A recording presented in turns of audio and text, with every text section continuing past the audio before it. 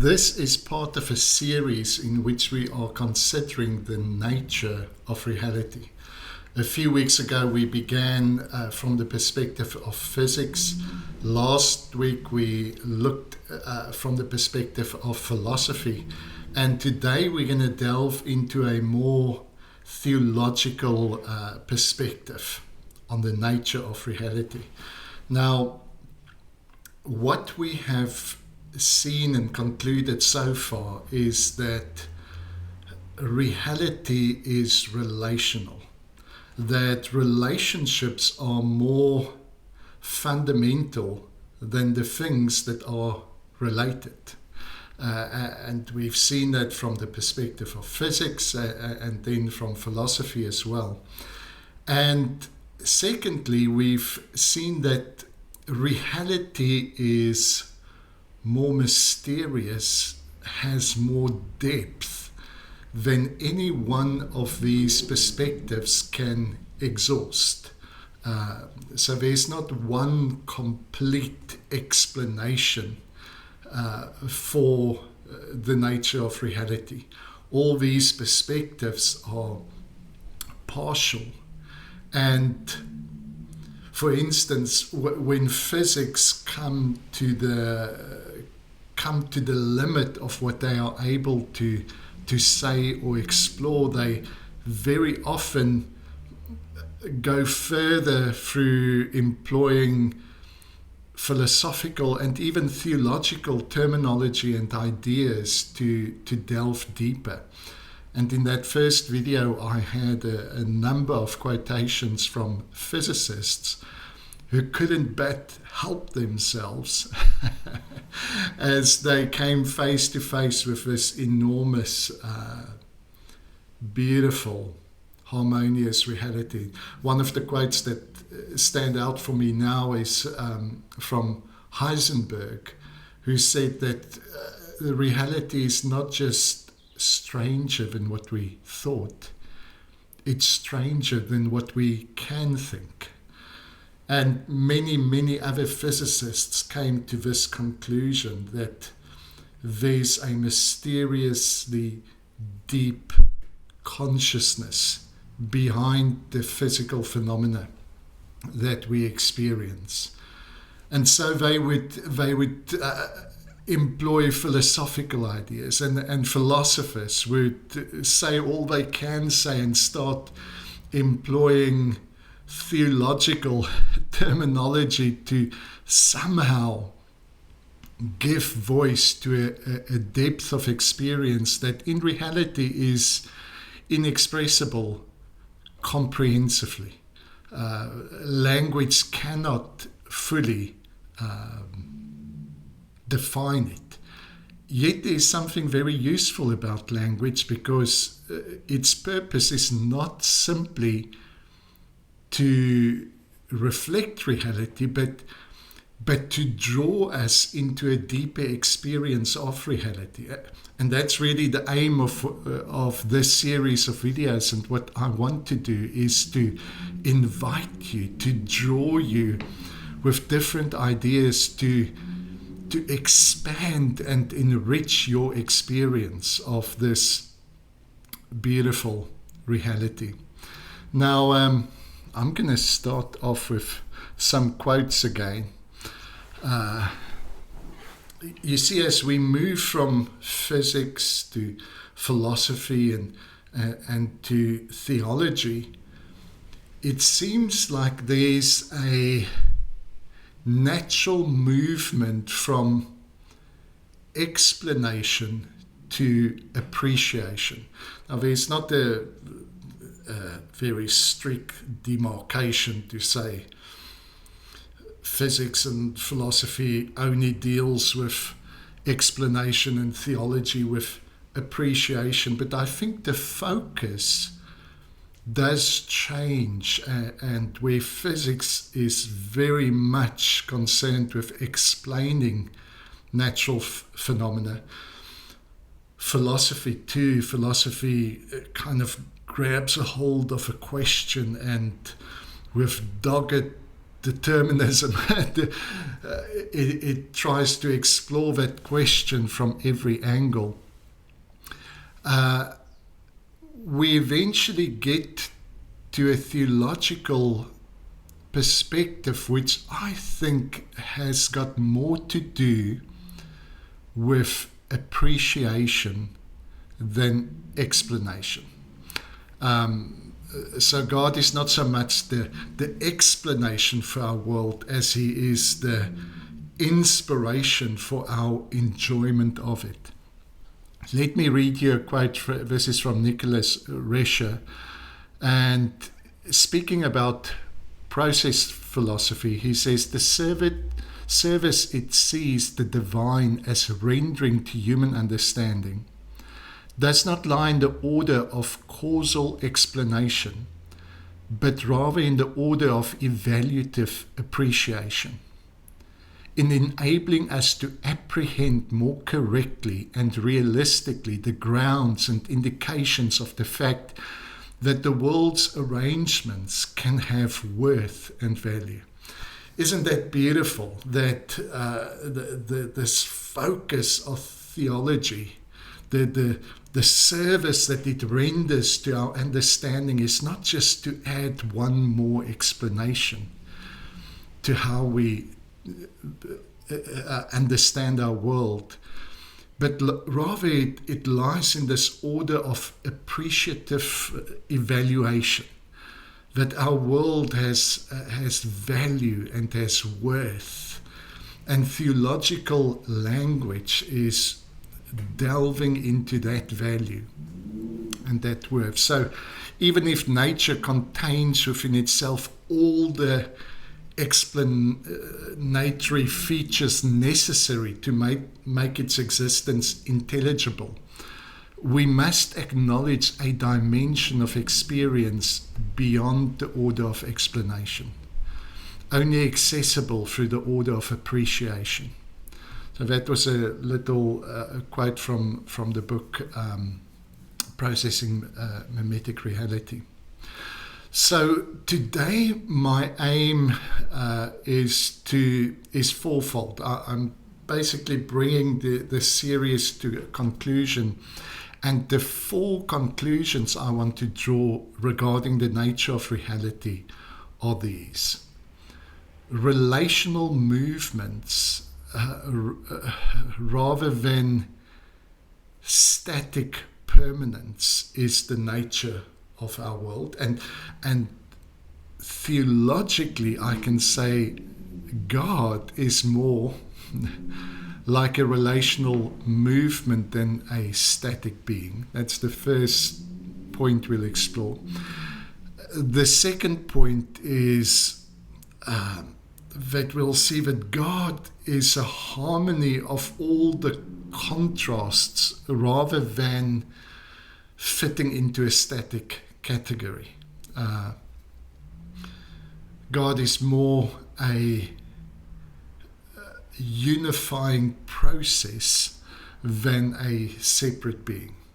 The third point I want to explore then is we're going to delve into immanence and transcendence. That those are 2 aspects or 2 perspectives of the one reality. And the last thing we'll look at is how this view of reality transforms our experience of everything. Not just of God and of ourselves, but of everything. Okay, so point 1, the consideration that God is more of a relational movement rather than a static, separate being. Now, one of the issues that we've seen running both through physics, philosophy, and in theology, that in all those disciplines there have been 2 approaches to how we deal with the nature of reality. And very interestingly, those 2 approaches, according to Ian McGilchrist, corresponds to the 2 ways in which human attend to their world. We can either, there's a part of human consciousness and attention that is focused on categories, on permanence, on utility, on what is explicit. And there's a part of human consciousness that is more attentive to the underlying relationships, the wholeness, the unity, what is implicit. And we saw that in physics there was at the stage a focus on our world is made of little bits of things, and we can categorize it and join it together to get bigger things, and we can determine how they interact through final and definite laws. And that view has given way to a more relational view. So within quantum field theory, they've discovered that there are no separate little bits. There's nothing in our universe that exists by itself, but rather everything is enmeshed in this flux of relational movements. The same two approaches applied to philosophy, and the same two approaches have formed different traditions within theology as well. There's a theological tradition that is very focused on a systematic categorization of ideas and concepts, and very often that approach confuses what is factual with metaphor. So there are two ways in which we can attend to our spiritual experience of God and of our world. We can either be obsessed with categorizing, utilizing, being clear, being explicit, being right, or we can open ourselves up to the possibility of a reality that's larger than our categories, that's maybe more creative than our tradition, that's broader than the concepts that we're already familiar with. So let me give an example of how the factual is often confused with the metaphorical. We know that many, many metaphors are used throughout the scriptures. God is compared to a lion, to a lamb. Jesus compares himself to a chicken.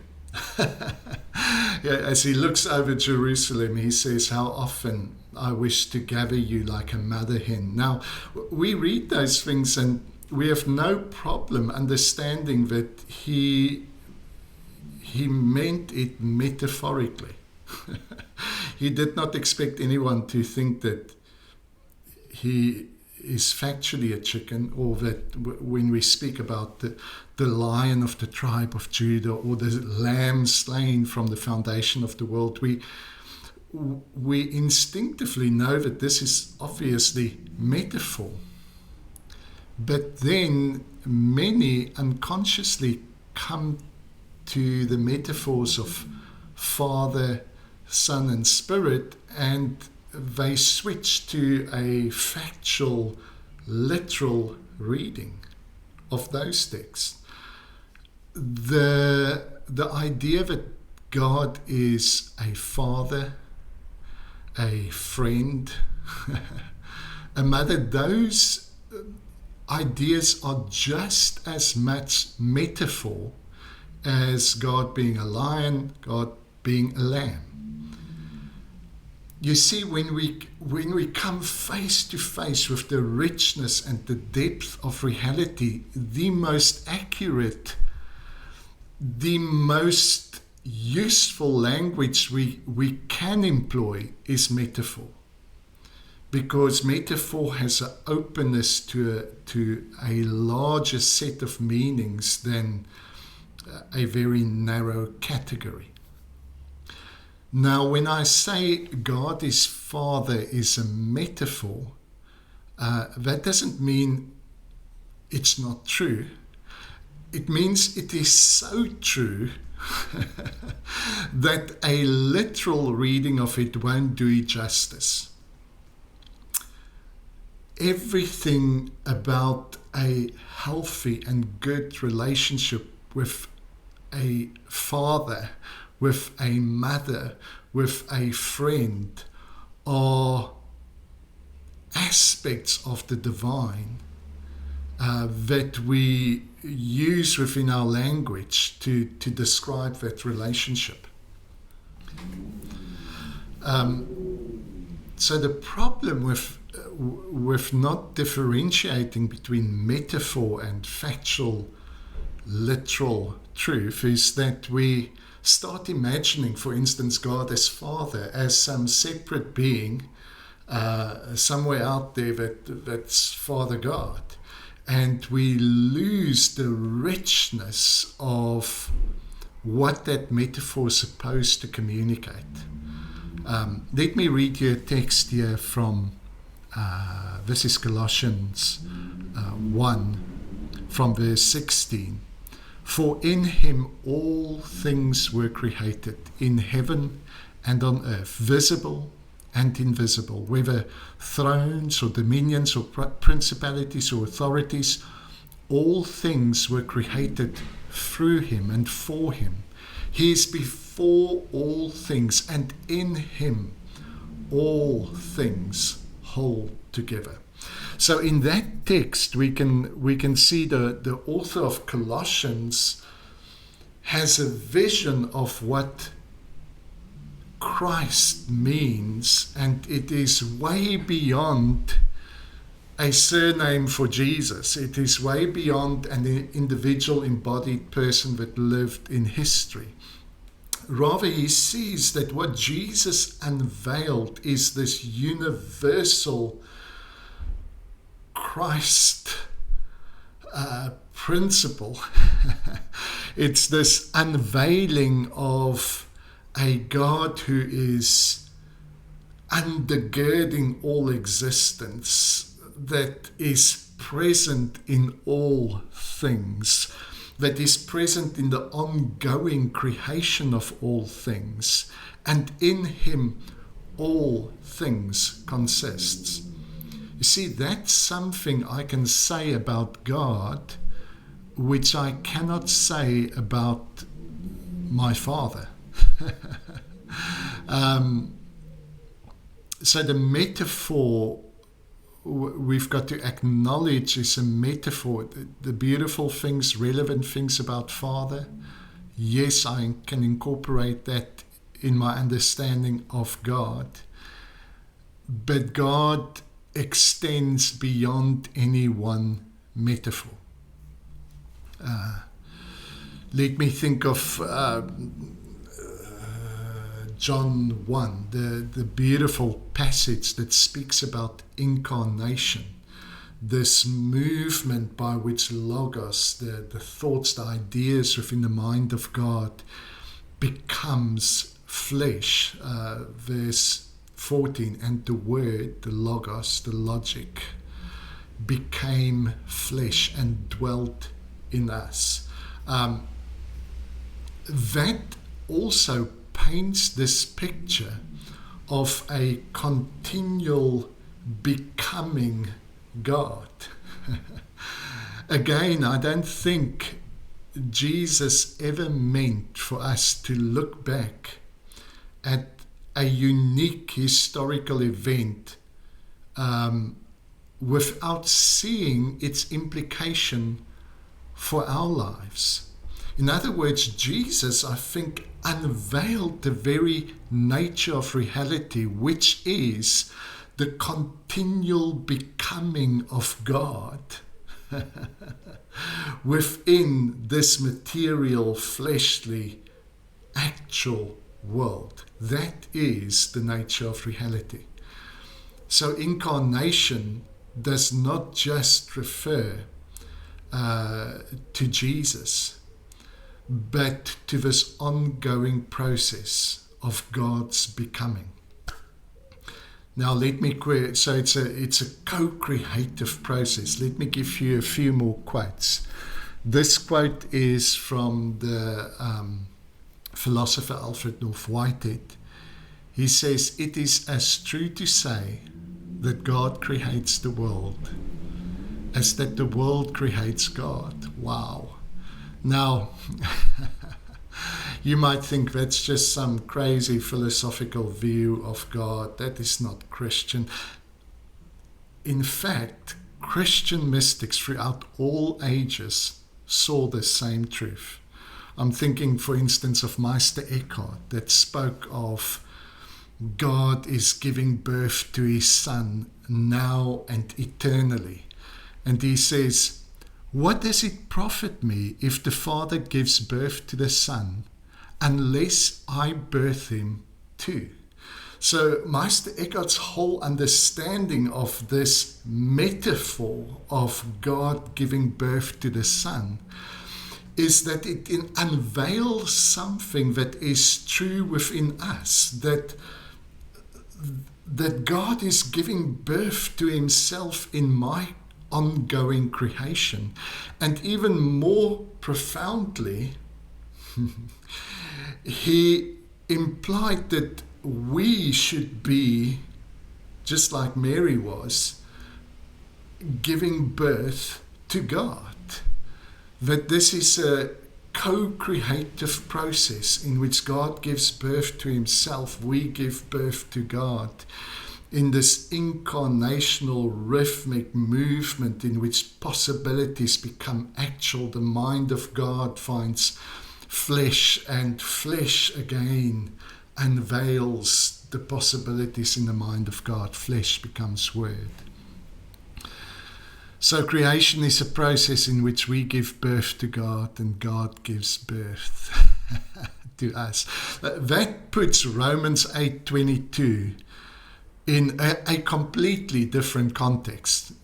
Let me read that text. It says, "We know that the whole of creation has been groaning in labor pains until now." See, all of creation is a process of giving birth.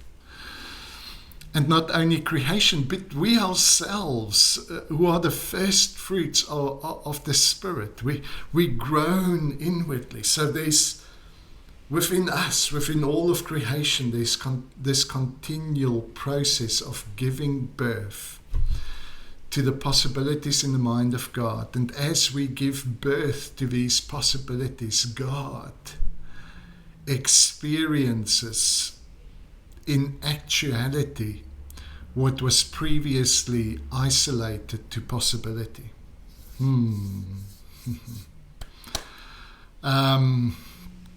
Another ancient Christian mystic, Nicholas of Cusa, spoke about the enfolding and the unfolding of God. God is the enfolding of all things, in that all things are in him.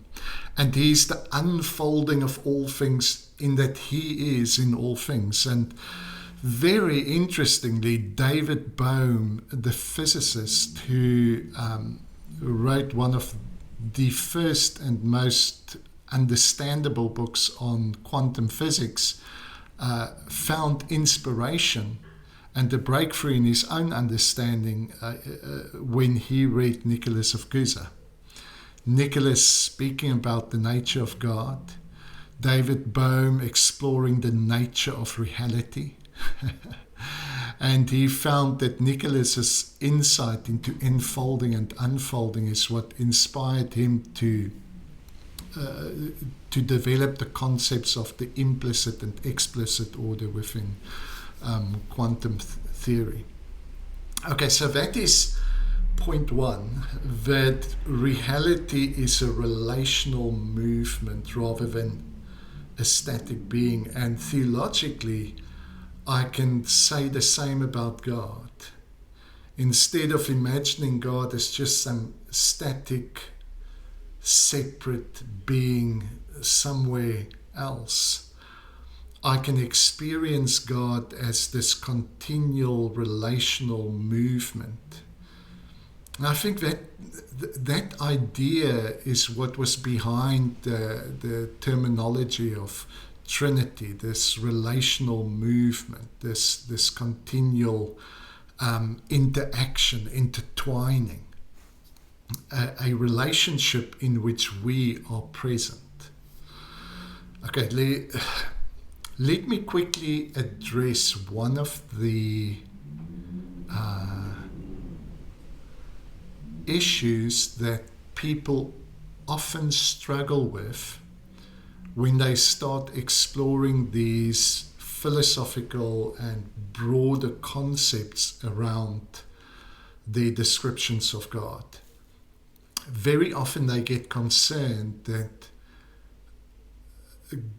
the personhood of God is reduced and God becomes more of a principle. And for many people that is true. They don't see God as a personal, intimate entity with whom we can relate.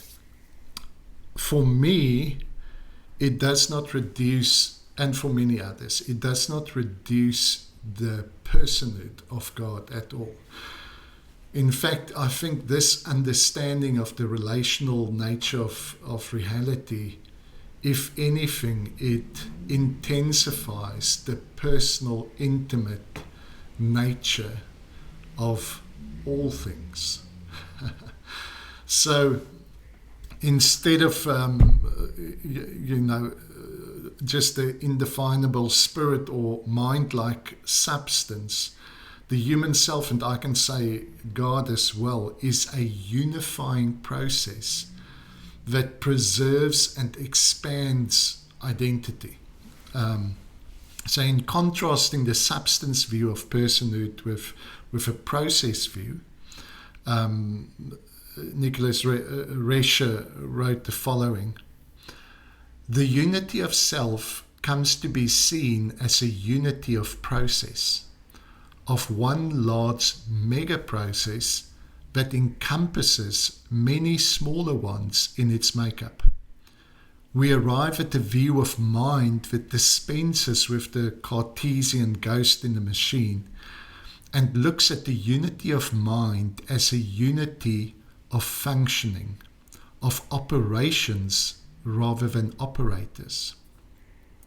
So maybe I'll conclude with saying that these philosophical perspectives, these theological perspectives that incorporates the largeness of God and the relational nature of God within all of reality, does not reduce the personhood of God.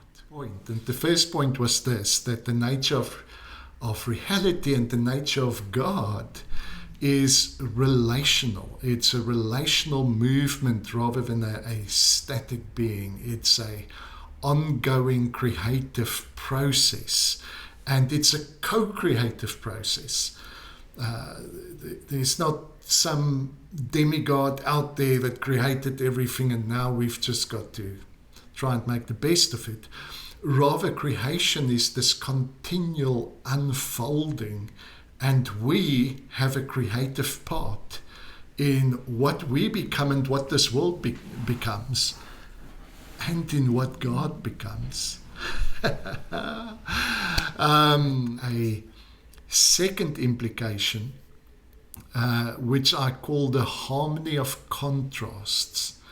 Now, the more explicit, categorized, systematic way of doing theology often resulted in people ascribing to God one quality and excluding from God its opposite. So, for instance, God would be described as eternal and not temporal, as permanent and not change, as spirit and not flesh, as one and not many. So God's eternal, we are temporal. God is and this is very much related to the concepts of time. God is permanent and we continually change. But within the view that we've been exploring here, there's an understanding of reality that harmonizes that contrasts in such a way that you cannot have one without the other. Now, how does this, what are the implications for our understanding of God? Well, we've now got to say, in what way is God eternal and in what way is God temporal? You see, if God is immanent and present within us and within these processes, that's a temporal aspect of God. God is moving with us. God is changing with us. God is active with us within this world, continually presenting us with possibilities that we can actualize or not, and continually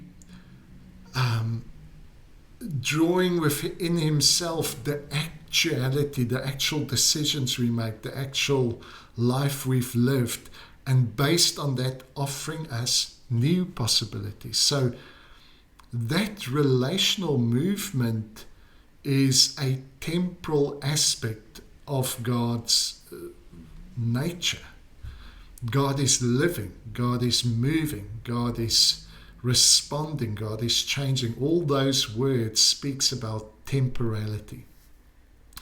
But I can look at the other things, permanent and change, and I can look at flesh and spirit, even one and many. Let me rather just read you a quote here. This is again from the philosopher Whitehead.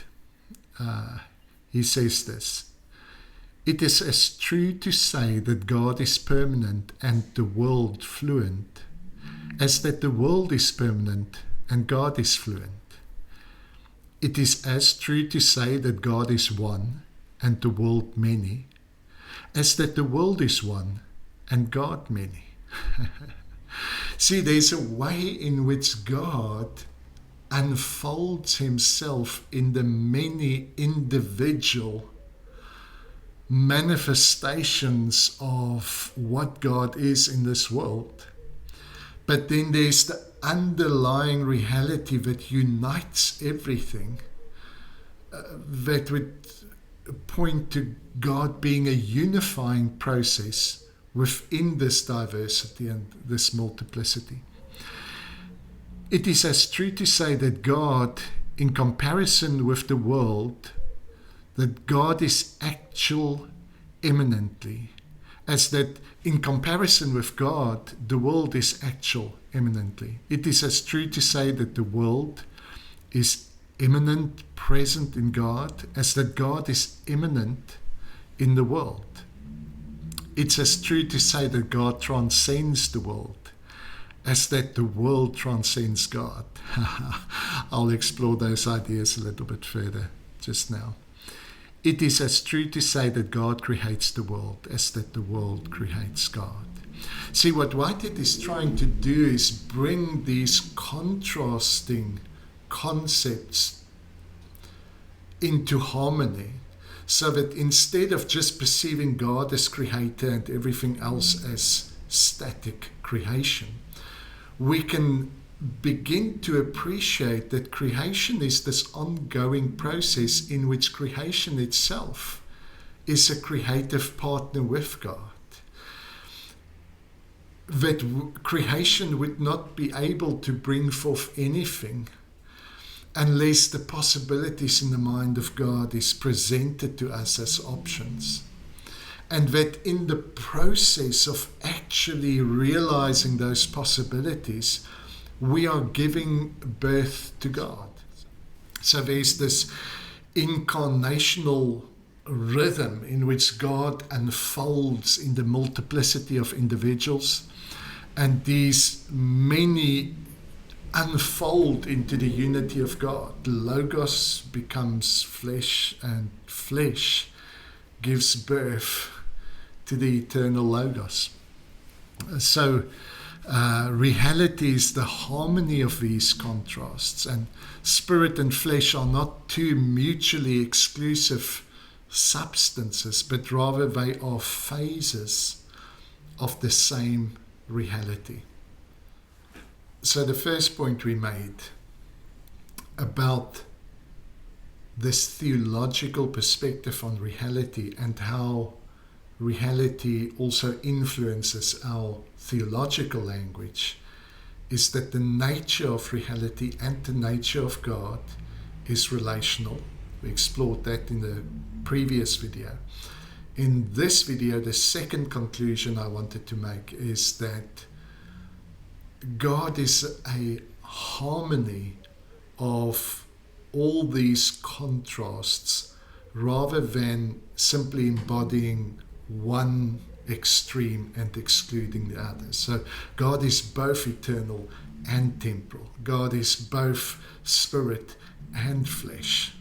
Isn't that what Jesus beautifully unveiled? God is both the one unifying process and the many beautiful individual unfoldings that we see in our world. And let me go to the last 2 points as well. So the third point now, I want to delve into one specific contrast, and that is of immanence and transcendence. Let me use some different words with that as well. If we think of likeness and otherness, immanence being present the same like us, transcendence speaking about otherness as well. Those two extremes need to be harmonized for intimate relationship. Why? So there are aspects of theology and schools of theology that really emphasizes the otherness, and very often they use the word holiness, the complete otherness of God, to such an extent that there's no room for likeness or immanence or presence. Now, without likeness, without immanence and presence, no intimate relational movement is possible. You see, if God is so completely other and beyond all imagination and wholly separated from what is, what would be the basis of an intimate relationship? Simultaneously, without otherness, without transcendence, without some form of distance, no intimate relational movement is possible either.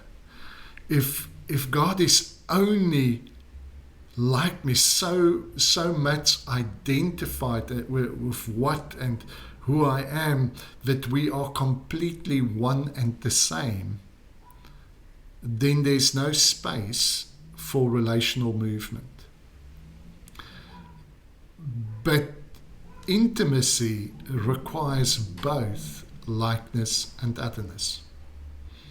The most practical example I can think of is of my relationship with Marianne. There's likeness. We are both part of the human species. If there wasn't enough likeness, if I was a horse, there wouldn't be the same level of intimacy. So intimacy requires likeness. But then one of the most interesting and wonderful aspects of our relationship is that there's otherness as well. If there was no otherness, I would not be in relationship with her. I would just be in relationship with myself. And that would not be a relationship at all compared to the relationship that I have with someone who is both like and other than me. So that's just an example of how these contrasts are harmonized in the person of God. He is both other and like us. You see, it is this tension that causes creativity. It's distance that makes reconciliation possible. It's likeness that makes us compatible. All these contrasts are harmonized into one. This perspective on the nature of reality, on the nature of God, transforms my relationship with all things, because it allows me to recognize that God is part of everything, and everything is part of God. At the same time, recognizing that God is other than any one specific thing or idea or concept. And it's that harmony of both otherness and likeness that births within us an appreciation for every relational encounter we have. Because there's something of God in every event. There's something of God in every moment. There's something of God in every encounter. And we bring something of God to every event. And simultaneously, we allow God to unfold and become in a way that He has not been before. Well, thank you for joining us on this series.